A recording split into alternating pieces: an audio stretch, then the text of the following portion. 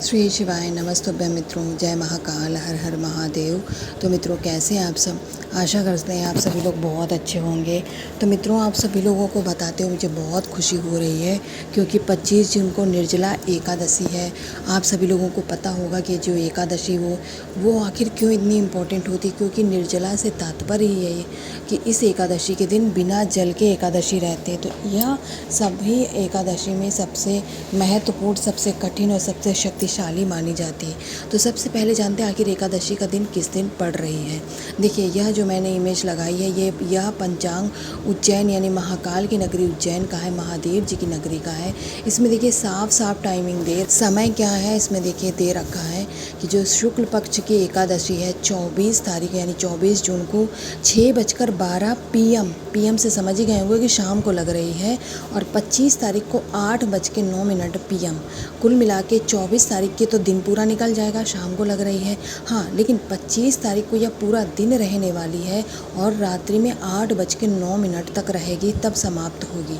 वहीं इसकी द्वादशी तिथि की बात करें तो वो 25 तारीख को 8:09 पे शुरू हो जाएगी और 26 तारीख को 10:22 तक रात्रि तक रहेगी।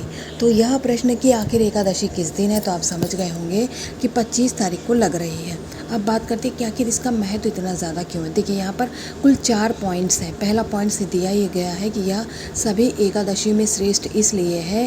पहली बात तो इसे भीमसेनी एकादशी भी कहते हैं और मान्यता है कि साल भर की 24 एकादशियाँ जो पड़ती हैं कुल मिलाकर, उनमें सबसे इम्पोर्टेंट यह इसलिए क्योंकि निर्जला एकादशी का व्रत बहुत खास होता है ना मित्रों। बाकी पॉइंट्स आप लोग पढ़ लिए पूरे, अगर मैं पढ़ के सुनाऊंगी तो वीडियो बहुत लंबी हो जाएगी। मैं ऐसे ही बता देती हूँ कि जो भगवान विष्णु जी की कृपा है इस दिन खास तौर पर हमारे ऊपर पड़ती है, और तुलसी माता जी का पूजन भी खास होता है क्योंकि तुलसी माता है वो भगवान विष्णु जी की बहुत प्रिय थी। पापों से यह हमें मुक्ति दिलाती है यह एकादशी। बाकी इसके पॉइंट्स मैंने इसीलिए ऐड कर दिए हैं ताकि आप पढ़ लें। अब केवल एक उपाय की बात करेंगे जो इस एकादशी के दिन, मैं इस वीडियो में एक उपाय बता रही हूँ, बाकी मैं अगली वीडियो में बताऊँगी। महादेव जी की 5 बेटियों वाला उपाय आप लोगों ने बहुत खास होता है, वो ज़्यादातर एकादशी पे और ऐसे ही एकादशी यानी निर्जला एकादशी में ही किया जाता है। ऐसा नहीं कि और एकादशी में नहीं किया जाता, लेकिन मैं आज इसे बता रही हूँ। इसे करने के लिए आपको सबसे पहले तो 5 बेलपत्री लेनी है क्योंकि महादेव जी की 5 पुत्रियाँ उनके नाम की। साथ ही में आपको गोलबाती का एक दीपक घी का तैयार करके ले जाना है अपने साथ, ठीक है मित्रों। इसके बाद तांबे का कलश, हमें 2 कलश जल लेकर के जाना है इस उपाय में। आप दोनों तांबे के ले सकते हैं, तो अगर तांबे के नहीं हैं तो आप 2 छोटी छोटी कलश भी ले लीजिएगा या फिर स्टील के ले लीजिएगा, लेकिन 2 लोटे आपको जल लेके जाना है, इतना ध्यान रखिएगा। इसके बाद में महादेव जी की शिवलिंग के पास पहुंच जाएंगे। आपके पास में 5 बेलपत्री हैं और 5 ही महादेव जी की पुत्रियां हैं।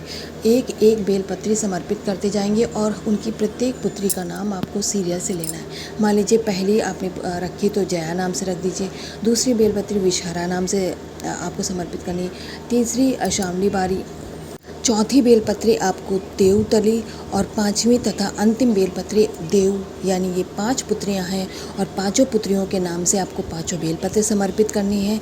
स्पेशली यह उपाय जीवन के कष्टों से दूर करने के लिए किया जाता है। तो आपके जीवन में जो भी कष्ट हो जिसे आप दूर करना चाहते हैं उसे आपको हर एक बार बेलपत्री समर्पित करते समय दोहराना है।